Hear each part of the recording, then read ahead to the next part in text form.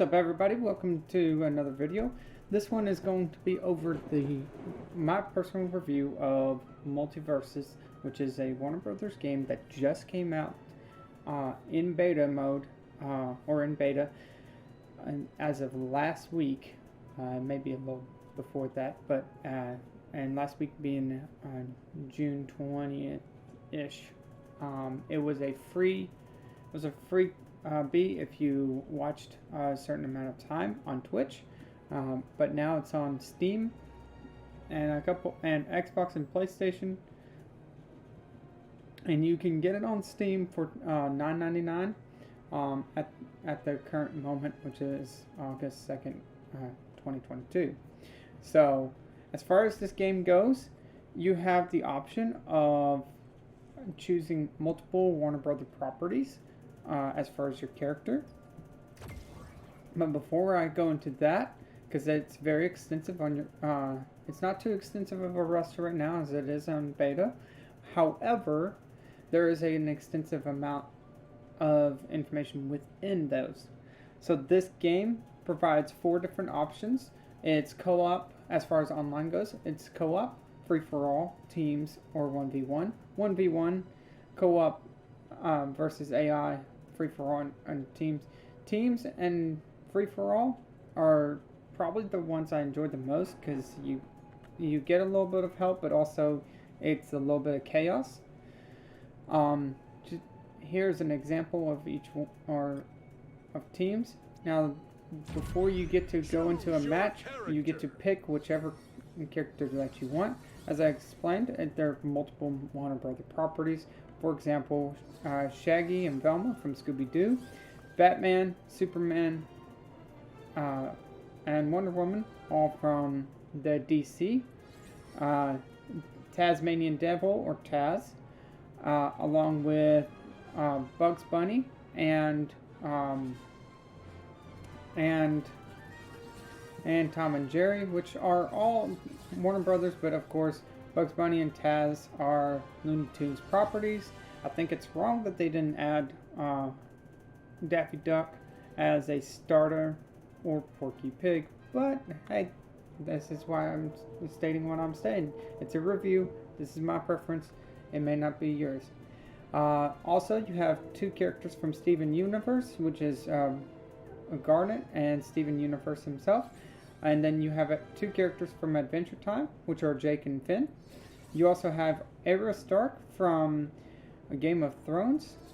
You have Harley Quinn, who I completely forgot is also in here, and she's from the DC universe. Then they added, as an experimental, LeBron James, the Iron Giant, Wonder Woman, Superman, and then Rain Dog, which is player first games. I've never honestly played that, don't even know, never heard of it. Now, each of these characters are split up into 4 unique options. You can have a brawler, who is someone that it has the abilities, has higher in strength, but they're also better on the ground. And then you have the assassins, who are kind of a mixture between a brawler and mage, but they are better for high flying moves. In other words, aerial combat. And they do occasionally throw objects depending on the character. LeBron James is classified as brawler. He just put in the wrong place. You also have the option of tanks. Tanks are heavily have heavy defense and ridiculous amount of power in the offense. However, they are a bit slower, they are a bit slower, and they have less moves. Now, which means that you can dodge them if you time everything right. Of course, you can dodge every single one of these if you are, and we'll get into move sets and everything in just a moment. You also have support class. Support class is there to defend or help defend your teammates, especially in team up mode, or you can just support yourself. The Rain Dog is there mainly for supporting teammates, but like I said, you can support yourself as well. if you're in dire need. Mages are strictly thrown attacks, and they can be aerial, they can be on ground, but they throw objects and or make objects appear and have you interact with the environment. Now, as far as games go, I play on PC, but controller settings wise, everything is kind of what you would expect out of anybody else or out of any other game, which is X, Y for specialties, B to dodge, A to jump, right bumper for neutral, and left bumper for neutral special. I actually have never touched them. You can create the neutral attack and neutral special by pressing specific combos, and you don't even have to worry about it. Then, of course, taunts are on your D-pad, and pickup item is on your left trigger. And moving up and down is up, down, left, right is through your left stick. Keyboard and mouse interface. Originally, the interface for this is going to be JKL for your light, heavy, or light special, or your attack, your special attack and dodges.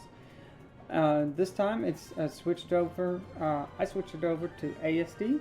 I like that. It's a little bit easier to maneuver on the mouse and keyboard, but it's all personal preference there.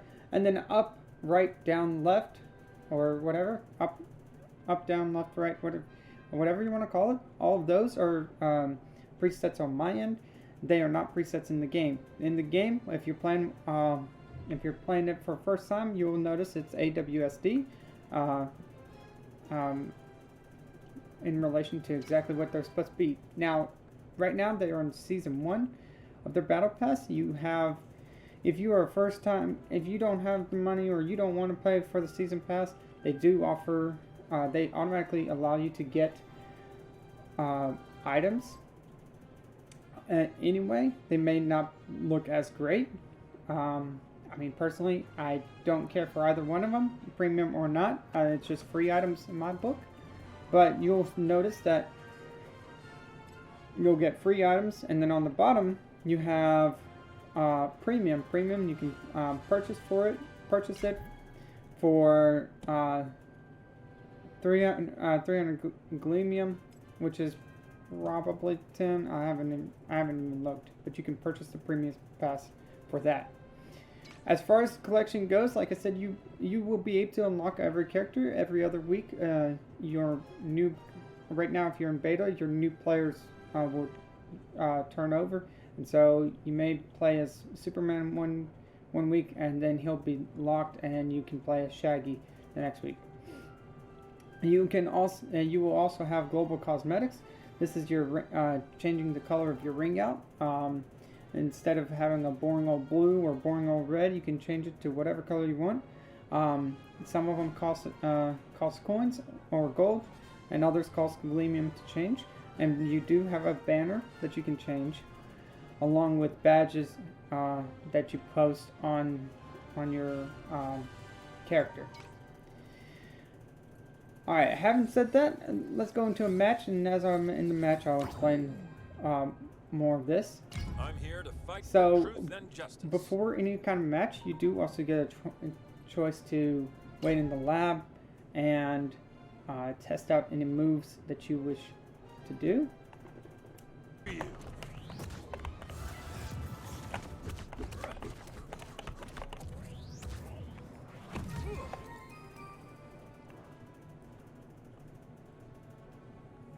Choose your character. Once your match is actually found, you will be able to have a chance to double check what equipment you want or perks that you want. And I auto equip at the moment because my Superman's at level 8, but you will be able to learn out any kind of skill after level 9 for most characters, and then you'll head over to the game. Each equipment that you get, or each perk that you get, the green is for special abilities, like jumping a little higher or things along those lines. The red ones are for offensive, and which increase your offensive stats on something. and have to do this. same goes But if with you your insist. defensive stats. And this kind of provides a good example of what a mage does. It's you can tell Bugs Bunny is throwing objects left and right. As far as recovery, it is much better than that of something like Smash Brothers, as it will allow you. It will allow you to recover.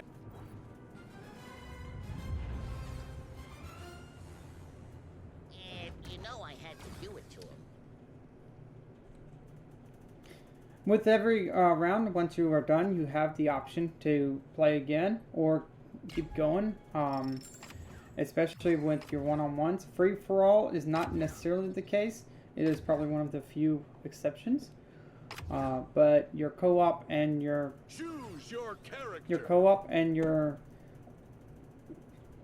co-op teams and one-on-ones, you do have the chance to play again. You can also gain stuff through achievements to gain more of these, to gain more Battle Pass XP. And you will have your own level up as well, your career level up. So, as far as the collection goes, or your own character, you do have the chance to change your emote. Right now, I can change it to a shirt rip if I had 500 gleamion. I don't, and I'm not going to purchase it. But if you wanted it, that's what you can choose. Also, you have stickers to show off, and every character has a max level of 14. And then you can keep on leveling up, but it's not going to help you as far as gaining extra perks as much as it just helps you get more gold to level up, to train your character.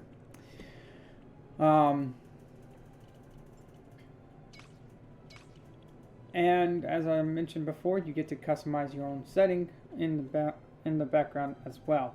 My overall opinion is that I do enjoy this game. I think that you should have at least one of each kind unlocked so that you can get a feel for it. And actually, now that I think about it, I do. I just haven't used them all. And to top it off, this game does need some balancing work. Every character does still feel slightly the same outside of Iron Giant. Iron Giant is the only one that feels a little bit, it feels like a tank. And he's really the only one that feels like a tank and that you should be playing that style. Outside of that, all the other characters to me feel somewhat the same. If you guys enjoy any of this, if you guys enjoy this video, be sure to like and comment on this game and let me know what questions you guys got or what you guys think of it. And then on top of that, be sure to subscribe and click that follow button so that I know and subscribe and click the notification bell so that you guys know more about what's the next video coming out.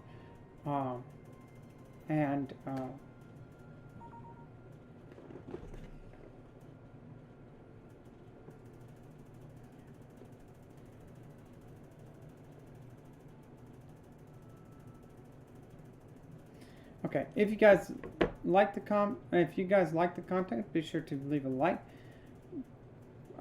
Click that subscribe button and that notification bell for the next videos, and so that you are notified of the next videos. And be sure to comment down below as to whether you like the game, if you've tried it, or whether you'd be willing to play it.